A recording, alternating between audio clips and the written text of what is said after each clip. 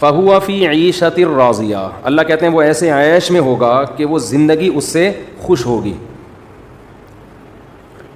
دیکھو شیطان کیا کرتا ہے, آپ کو دین کی طرف آنے نہیں دیتا, لیکن جب آپ دین کی طرف آ جاتے ہو نا اور شیطان مایوس ہو جاتا ہے تو پھر مذہب کے نام پہ آپ کی صلاحیتوں کو غلط جگہ لگانا شروع کر دیتا ہے. وہ شیطان مایوس ہو جاتا ہے نا, اس کو پتہ ہے کہ اب اس نے مذہب کو فالو کرنا ہے, دین کی طرف یہ آ گیا ہے. اب کیا کرتا ہے شیطان, کہتا ہے لیبل مذہب کا لگا ہو, کام وہ کرواؤ جس سے اس کی آخرت میں ترقی نہ ہو. شیطان کا ہدف کیا ہے؟ شیطان کا ہدف ہے انسان کو جنت میں جانے سے روک دینا. سمجھ رہے ہو؟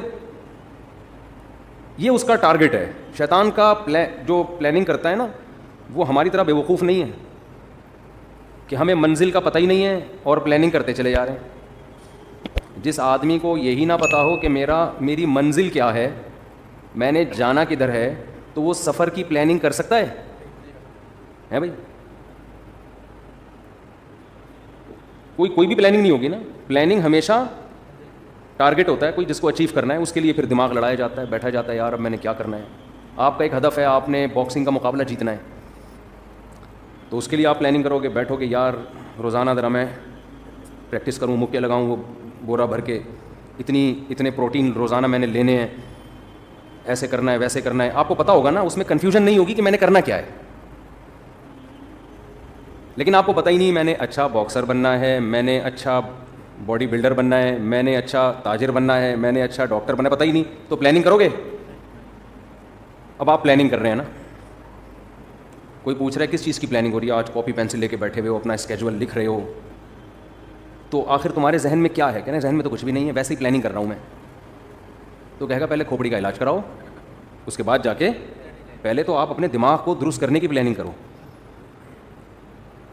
تو جس کا سامنے کوئی ہدف نہیں ہوتا وہ اگر پلاننگ کر کے بیٹھ جائے تو وہ بھی دنیا کا بہت بڑا بیوقوف. ایسا ہی ہے نا. اور اس سے بڑا بیوقوف وہ ہے جس کا ہدف کچھ اور ہے, پلاننگ کسی اور چیز کی کر رہا ہے. کیا خیال ہے؟ آپ نے بننا ہے ڈاکٹر, اچھا ڈاکٹر بننا ہے, یہ آپ کا ہدف ہے کہ میں پاکستان کا بہترین سرجن بنوں گا. پلاننگ کیا ہو رہی ہے؟ صبح اٹھ کے دوڑ رہے ہیں, مکے شکے لگا رہے ہیں, جم میں ویٹ اٹھا رہے ہیں, یہ پلاننگ ہو رہی ہے. اگلا کہے گا یار یہ اچھا پلاننگ میں یہ کر رہے ہیں نا کہ میں روزانہ اتنا دودھ پیوں گا اور اتنے ویٹ اٹھاؤں گا, اور اس کے لیے کام کرنا شروع کر دیا آپ نے, میں اتنا روزانہ بھاگوں گا. اگلا کہہ رہا ہے یار تو نے کرنا کیا ہے؟ کہ جی میں نے ڈاکٹر بننا ہے. تو ابھی حرکتیں تو تیری ڈاکٹروں والی لگ نہیں رہی ہیں. ڈاکٹر بننا ہوتا تو کوئی اسٹڈی روم بنا رہا ہوتا, اس میں ساؤنڈ پروف کمرے کا انتظام کر رہا ہوتا کہ شور و غل کی آواز نہ آئے. میڈیکل کالج میں ایڈمیشن کے لیے لوگوں سے پوچھ رہا ہوتا بھائی کتنے نمبر چاہیے. ٹھیک ہے یہ بھی چیز بھی ضمن جاگنگ واگنگ بھی ہوتی ہے, صحت بھی اس کا ایک حصہ ہے. زیادہ فوکس کس کو کرتا؟ ایجوکیشن کو فوکس کرتا. وہ ہے نا ایک آدمی کے پاس ایک شخص آیا بقرعید کا بکرا بیچنے کے لیے. اب یہ جو دلال ہوتے ہیں نا, یہ اپنی چیز کی ایسی خوبیاں بیان کرتے ہیں کہ یہ بھول جاتے ہیں کہ ہم نے اتنا غلو کر دیا ہے کہ کچھ اور بنا دیا ہے. تو وہ کہنے لگا یہ جو بکرا ہے نا ایسا بکرا ہے کہ آپ گوشت کی بوٹی پھینکو یہ جھپک کے پکڑے گا جا کے, اور ایسے جھپٹ کے حملہ کرتا ہے, ایسے یوں کرتا ہے, کلابازیاں کھاتا ہے. اس نے کہا یار بیچنے تو بکرا آیا ہے, اس کے جو اوصاف بیان کر رہا ہے اس سے یہ کتا لگ رہا ہے مجھے. صفت جو بیان کر رہا ہے وہ کتوں کی بیان کر رہا ہے, اور بیچنے کی بات کس کی کر رہا ہے؟ بکرے کی.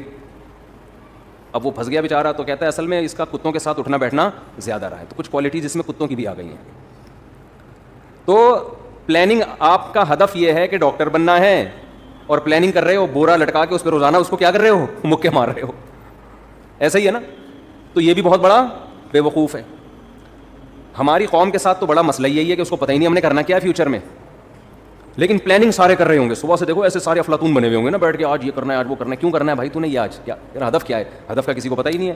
تو ہمارے ہاں دینی مدارس میں سب سے پہلے جو چیز پڑھائی جاتی ہے وہ عربی گرامر ہے, کیونکہ ہمارے جتنے علوم ہیں وہ عربی میں ہیں, وہ اردو میں نہیں ہیں. آج بہت سارے یوٹیوب پہ مشہور اسکالرز ایسے ہیں ان کو عربی عبارت پڑھنا نہیں آتی, عربی حدیثوں کے ترجمے کم بخت غلط کر رہے ہوتے ہیں, اور اپنے آپ کو بہت بڑے محقق بتا رہے ہوتے ہیں کہ ہم کیا ہیں, قرآن و حدیث کے بہت بڑے محقق ہیں. کم بختوں کو عربی نہیں پڑھنی آتی, اور لوگ ان کو کہہ رہے ہوتے ہیں یہ ہیں اسکالرز.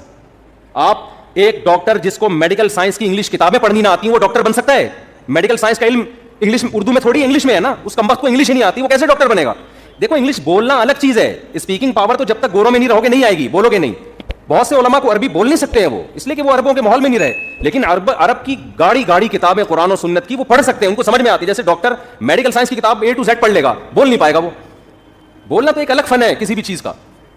تو ہمارے دینی مدرسوں میں سب سے پہلے عربی گرامر ایسے خاندانی طریقے سے پڑھائی جاتی ہے نا, بالکل بال کی کھال اتاری جاتی ہے. عربی گرامر کے جو دو حصے ہیں نا, صرف اور نحو, ایک صرف ہے جس میں کلمات کو, اور ایک ہے جس کو سینٹنس بنانا, وہ اس کے بعد اس کی پریکٹس کروائی جاتی ہے. پھر خالی تھیوری نہیں پڑھائی جاتی, اس عربی گرامر کی پریکٹس کروائی جاتی ہے مختلف کتابوں میں. اب کوئی طالب علم خود نہ پڑھے تو ایک الگ بات ہے, لیکن سسٹم بہت اچھا ہے. تو عربی گرامر سب سے پہلے, اس کے بعد پہلے سال کے بعد ہمارا 7 سال تک ٹوٹل نصاب عربی میں ہوتا ہے, اردو میں کچھ بھی نہیں ہوتا, ٹوٹل نصاب عربی میں ہوتا ہے, ساری کتابیں عربی میں ہوتی ہیں, پڑھاتے بھی اسی میں. اس میں پھر ہماری ایک چلتا ہے فقہ, مسائل فقہ کی آج کے اسکالرز نہیں, 1200 سال پہلے جو لکھی گئی ہیں کتابیں ہیں, جو صدیوں سے تواتر سے لوگ پڑھتے چلے آ رہے ہیں. آج 15ویں صدی کے جو اسکالرز ہیں ان پر فقہ کے معاملے میں اعتماد نہیں کیا جا سکتا. وہ جو صدیوں سے اسلامی حکومتیں چلی ہیں اس پہ ہزار سال ان کتابوں نے حکومت کی ہے, وہ فقہ کی کتابیں, اس کے ساتھ حدیث کی کتاب, اس کے ساتھ عربی ادب تاکہ عربی ادب میں مہارت ہو, پھر گرامر کی تھوڑی اور پیچیدہ کتاب, یہ 3 ٹاپک, پھر بلاغت, یہ 4 ٹاپک آخر تک چلتے ہیں. آخر کے 2 سال صرف اور صرف حدیث, بعض مدارس میں 1 سال ہوتا ہے, ہمارے مدرسے میں 2 سال, اس میں صرف اور صرف حدیث کی کتابیں پڑھائی جاتی ہیں. تو یہ نصاب سے پڑھ کے انسان نکلتا ہے. تو یہ ہو نہیں سکتا کسی نے یہ نصاب پڑھاؤ اور وہ اس کو لطیفوں کے علاوہ کچھ بھی نہ آتا ہو. اس کے بعد پھر ہے تخصص, 20 سال, کوئی کم میرا خیال ہے عرصہ نہیں ہوتا. 20 سال سے ہم پورے دنیا سے جو مسائل آتے ہیں نا, وہ مسائل کی ہم پریکٹس کر رہے ہیں. پریکٹس کا مطلب یہ ہوتا ہے مسئلہ آیا, قرآن و سنت کی روشنی میں اس کا جواب لکھنا ہے. اس میں وراثت کے مسائل, طلاق کے مسائل, کاروباری مسائل, بینکنگ کے مسائل, کوئی دنیا کا مسئلہ ایسا نہیں ہے جو لوگ نہ پوچھتے ہوں. وہ مسائل 20 سال تک اس کی پریکٹس. اب عوام میں جب ہم بیان کرتے ہیں نا تو لوگوں کی مینٹل لیول پہ آ کے بیان کرتے ہیں, اس میں افلاطونیاں اور بخاراتیاں نہیں جھاڑتے. اس سے لوگ سمجھتے ہیں کہ یار یہ لوگ بالکل فارغ ہیں, فلاں اسکالر تو ایسے بخاری پیش کر رہا ہوتا ہے. بھائی ہم عوام کے سامنے وہ بات کریں گے نا جس کا پبلک کو فائدہ ہو, وہ بات کی جائے گی نا جس کا عوام کے فائدے کی کیا چیزیں ہیں. عوام کے فائدے کی چیزیں تو بہت آسان ہیں جو قرآن نے ہائی لائٹ کی ہیں. تعالوا اتل ما ربکم علیکم, آؤ ہم اتل ما حرم ربکم علیکم, آؤ ہم بتاتے ہیں تمہارا رب کن چیزوں سے ناراض ہوتا ہے اور کن چیزوں سے خوش ہوتا ہے. اس میں تو اللہ نے کوئی وراثت کے پیچیدہ مسائل نہیں بتائے, یہ تو علماء کے لیے ہیں. سادہ باتیں قرآن نے کی ہیں جو نیچر کو اپیل کرتی ہیں. وہ باتیں کیا ہیں؟ اللہ تشرکوا بہ شیئا, اللہ کے ساتھ کسی کو شریک مت کرو, وبالوالدین احسانا, والدین کے ساتھ اچھا سلوک کرو, اور یتیم کا مال مت کھاؤ, وراثت کو وقت پہ تقسیم کرو, اور کیا ہے معاہدوں کی پابندی کرو, جھوٹ مت بولو. یہ ساری جو بیسک اخلاقیات ہیں ان کو قرآن فوکس کرتا ہے. تو جو عالم صحیح معنی میں عالم ہوگا نا, وہ اپنی علمیت نہیں جھاڑے گا لوگوں کے سامنے, وہ لوگوں کے سامنے وہ بات کرے گا جو لوگوں کی ضرورت کی ہے. میں جب جامعہ رشید میں تھا تو میرے ذمہ طلبہ کو درس قرآن سکھانا بھی تھا. میں نے بار بار طلبہ کو ایک بات کہتا تھا, دیکھو واعظ یا عالم, اس کے سب سے بڑا فساد وہاں شروع ہوتا ہے کہ جب اس کے پاس کوئی نالج ہوتی ہے نا, بڑی زبردست نالج, وہ نالج عوام میں شیئر کرنا شروع کر دیتا ہے, حالانکہ عوام کو اس نالج کی ضرورت نہیں ہوتی. یہاں سے فساد شروع ہوتا ہے سارے. فرقواریت بھی یہیں سے پھیلتی ہے. دیکھو ایک ڈاکٹر کو کڈنی کے بارے میں بہت گہری معلومات ہیں, بہت معلومات ہیں. اب عوام میں اپنی معلومات شیئر کر رہا ہے. وہ عقلمند ڈاکٹر ہوگا کبھی بھی شیئر نہیں کرے گا. عقلمند ڈاکٹر ہوگا گردے کے بارے میں بیسک معلومات آپ کو بتا دے گا, بھائی پانی ٹائم پہ پی لیا کرو, یہی کہے گا نا, بھائی شوگر کنٹرول میں رکھو, بلڈ پریشر چیک کر لیا کرو. جو عوام کے فائدے کی 2-4 چیزیں ہوں گی وہ عوام کو بتا کے لیکچر کیا کرے گا, ختم.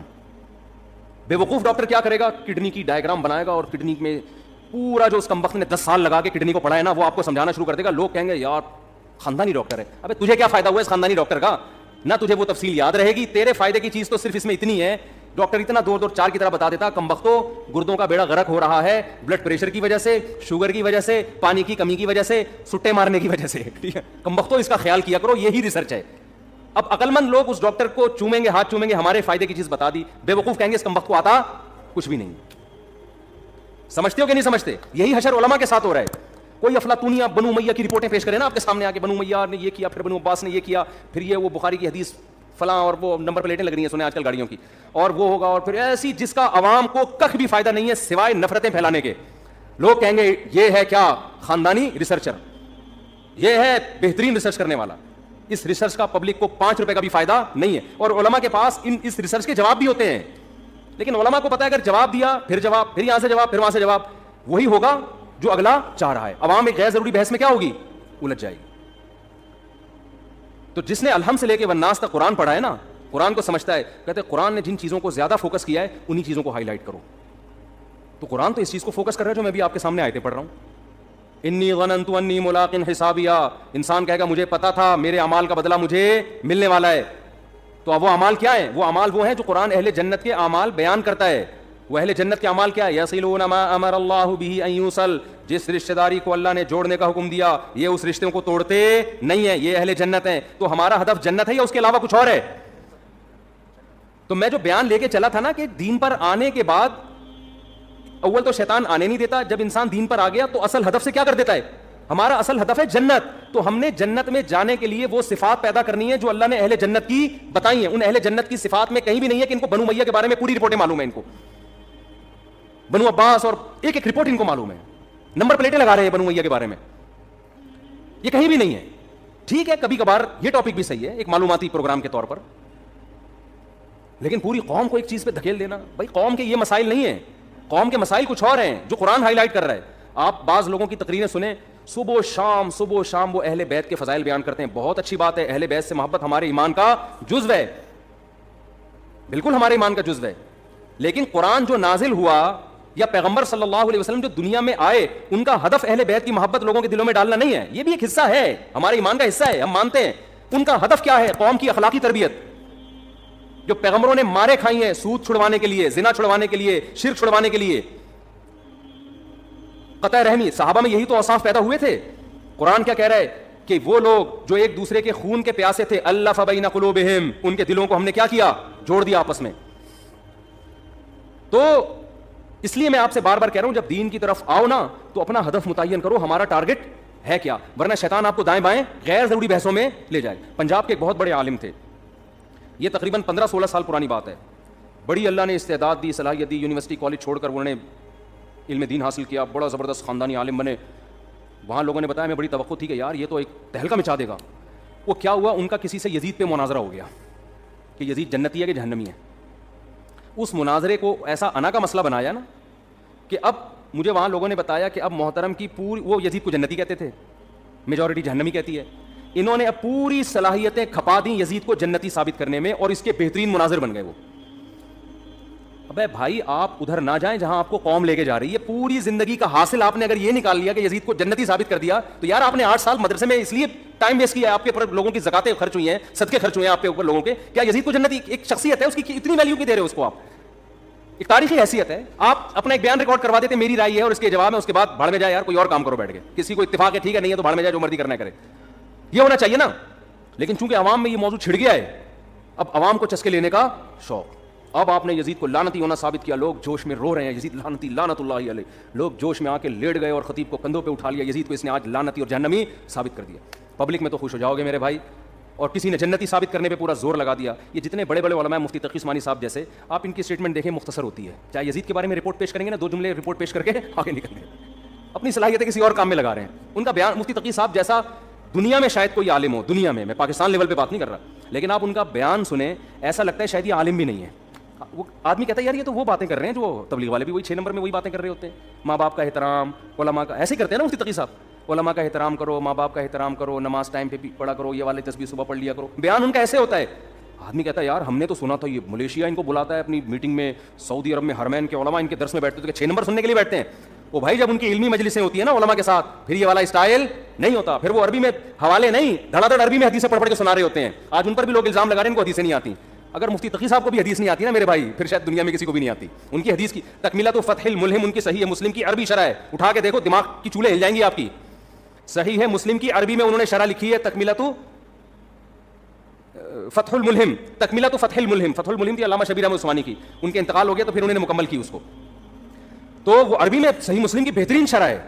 تو جس آدمی کو شرح عربی میں سمجھ میں نہیں آتی وہ الزام لگا رہا ہے کہ مفتی تقی صاحب کو حدیث, یہ ہمارے ملک کا حال ہو گیا یار, کیسے کیسے جاہل ہیں.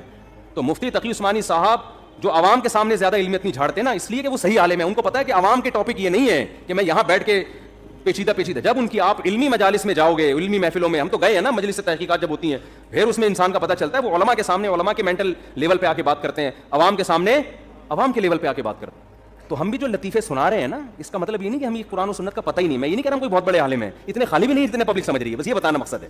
لطیفوں سے لوگ سمجھتے ہیں سالے بیچارے کو کچھ آتا ہی نہیں ہے. میں سالہ کہنے والا مجھے بار بار سالے کا تصور پتہ نہیں کیوں آتا ہے. تو بھائی ہم عوام میں بات کرتے ہیں، عوام کے مینٹل لیول پہ آ کے، تو اس میں چٹکلے ہی چلتے ہیں، لطیفے بھی چلتے ہیں.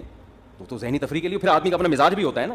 تو بات کو بس سمیٹ رہا ہوں 5 منٹ میں. تو میں یہ عرض کر رہا تھا کہ شیطان کیا کرتا ہے، آپ کو آپ کی منزل سے ہٹاتا ہے. ہماری منزل کیا ہے؟ جنت. تو ہم نے فوکس ان اعمال کو کرنا ہے جو ہمیں کہاں لے کے جاتے ہیں؟ جنت میں. اور وہ اعمال اللہ نے قرآن میں بیان کیے ہیں کہ زنا مت کرو، چوری مت کرو، سمجھ رہے ہو، جھوٹ مت بولو، پیسوں میں کرپشن. یہ ساری آیتیں میں پڑھوں گا نا تو بیان لمبا ہو جائے گا. ایک ایک چیز پر آیت ہے. وَيْلٌ لِّلْمُطَفِّفِينَ إِذَا اكْتَالُوا عَلَى النَّاسِ يَسْتَوْفُونَ. اپنا حق جب لینے کی باری آتی ہے پورا حق لیتے ہو، جب دینے کی باری آتی ہے ڈنڈی مارتے ہو. یہ کام مت کرو. أَوْفُوا بِالْعَهْدِ. کسی سے ایگریمنٹ کرو تو معاہدوں کو پورا کرو. لَا يَحِلُّ لَكُمْ أَن تَرِثُوا النِّسَاءَ كَرْهًا. عورت کا مال بولو نا مت کھاؤ. سمجھتے ہو؟